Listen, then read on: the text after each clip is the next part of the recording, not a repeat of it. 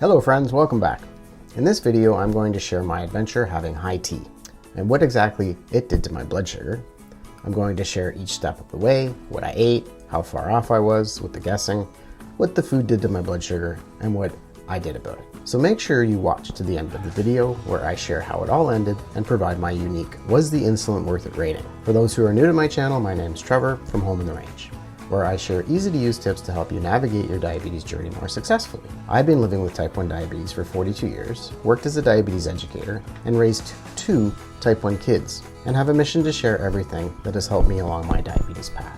So please remember, this is my journey and not medical advice. This is the first segment of Was the Insulin Worth It?, a monthly video sharing my experience on date night, or in this case date day, with my non-diabetic partner. How I manage the different meals, sweets, drinks, and spontaneous decisions. And most importantly, how I manage my sugars. What I do to prevent major spikes, and was it worth it based on how good the food was and how fun the experience was. So be sure to stick around to the end of this video to hear my final rating. Okay, let's get to the fun. My partner booked us for high tea a while back, and we actually went today. For those who aren't familiar with what high tea is, because I wasn't, well, the pic you clicked on to watch the video pretty much sums it up. It's basically a few savory bites of food followed by a massive amount of sweet treats. People typically dress up and wear cool hats and fascinators. That's the lady hats. Obviously right up my alley. But how do we folks with diabetes deal with an experience like this? Well, let's find out. If you watch my previous video on keeping sugars in range on weekends or during non-routine days, I give some good tips, so be sure to watch it. But basically, for dates, I try to at least start with a good blood sugar. As you can see by this pic, I'm in good range before we actually sit down to eat today. I'm at 5.6 and steady. As you can see, this tower of food is going to be very fun to eat, but very challenging to balance with insulin. At first glance, the fun side of me is thinking, wow, look at all this yummy, delicious food.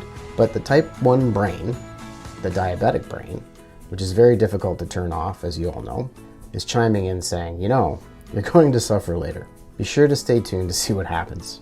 Now comes the time to do my best to guess the amount of carbohydrate I'm going to eat and the amount of insulin I should take. Always a challenge, even with simple to measure foods. I decided to take 3/4 of my dose now and 1/4 in about an hour and a half. Fingers crossed, let's see what happens. When the waitress brought out the tower of treats, she suggested we start with the savory items first and then work our way up the tower to the sweeter stuff. As a diabetic, that's a great tip to use when eating rich and sweet food that are high on the glycemic index, which I'll do a video later on. But the glycemic index, as you can see in this picture, is a measure of how fast a particular food turns into sugar in the blood. Things like fat and protein tend to slow the sugar rise down. So what we decide to chew on first can help manage the sugar spike. I'm choosing to eat the sausage roll first. It has protein, obviously, and it's a savory, so it's not as sweet. So most of that food on the bottom tray, bottom tower part, it's savory. So it's a little bit lower on the glycemic index. I then decided to sample the shot glass filled with decadent hot cocoa, cream, and a surprising hint of hot pepper. Wow, delicious. Now on to tower level number 2, my nemesis, the sweet sections. So as I sip on peppermint tea, I drank my water, and I braced myself for the next tower section. I'm constantly thinking about my sugar level and glance at the reading on my continuous glucose monitor. As you can see here, I'm still steady 40 minutes later after the first bite of food at 6.3. So I decide to reach for the scone next. I know if you notice the scone was on the top level, but I thought it might be a little savory, easing into the full-on sugar blasts. So the scone was nice and fluffy, very tasty. If at home, I definitely would have added some butter to slow down the sugar spike, but because there's no butter, I added a bit of jam, which did the complete opposite, I'm sure. But what can you do? It's high tea. So I anticipate, though, I'll be hit soon with a spike in my blood sugar. A good tip is to drink lots of water and decaffeinated liquid. I basically drank 2 pots of tea and probably 3 glasses of water during this entire experience. It's a good way to stay hydrated, and it also blunts high blood sugar levels. So just a little bit of a tip there to know.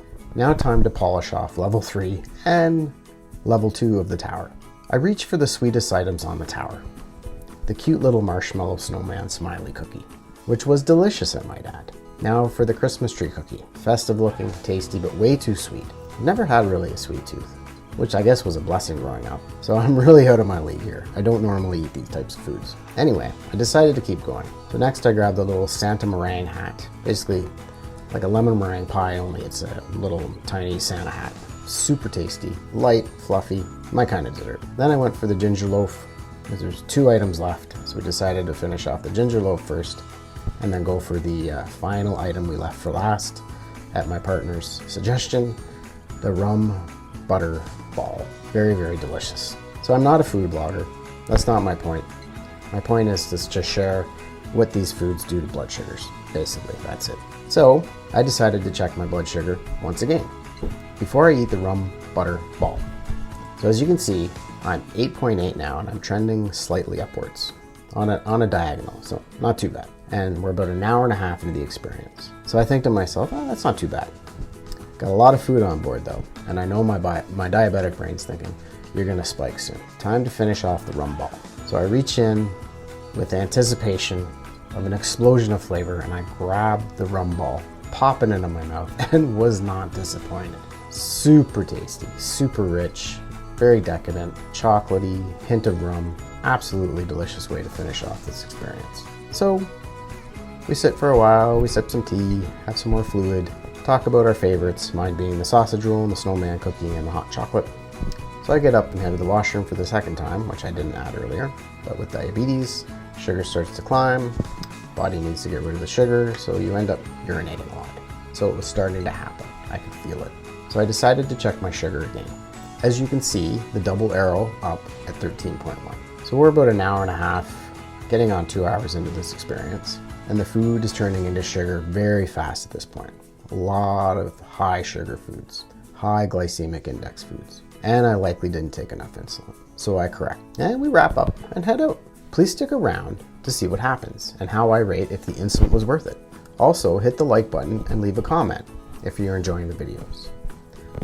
Now, my experience didn't end at the restaurant, as most folks with diabetes can understand when insulin to food calculations aren't correct, or the food choices aren't diabetes friendly, sugar goes really high and mood is often negatively affected. So as you can see by my Dexcom graph here, this was a challenge. I started to rise about an hour into the meal, and I stayed high most of the day. My carb guess was off by about 45%, which is crazy, but it was, and I knew it would be. I made 2 corrections to get the sugar down and reminded myself that it is date day and I live by the 80-20 rule. You gotta live life. And what better way to live life than high tea? Like really. So my experience was new, it was exciting, it was quality fun. Dressing up, experiencing something historical, and eating new and tasty food I wouldn't normally eat. So I've come up with 2 scales I'm going to use to rate my date days, date nights, crazy meals that we have. Number 1, was it a positive, fun experience and a good atmosphere? Out of 5, I give this one a 4. Absolutely one of the nicest restaurants in Edmonton. Number 2 scale is the impact on my diabetes, or blood sugar basically. I give this a 2 out of 5. It was almost a 1, but I gave it a 2, based on how long it took me to get my blood sugar down. So overall, the Insulin Worth It scale is a 6 out of 10. So I'd consider doing it again for sure. So this scale is completely subjective, non-scientific, and diabetes based, but one I plan to use in the future to determine if the experience was worth it, if it was worth the insulin. Did I have enough fun? Did I enjoy the food? Was the atmosphere great? Before I consider suffering for a few hours out with high blood sugars and poor mood. So this one, definitely would do it again. Probably take a little bit more insulin. Anyways, please check out my last videos here. If you don't want to miss the next video, please like the channel and hit the subscribe button. Thanks for watching, and wishing you all happiness and home in the range blood sugars.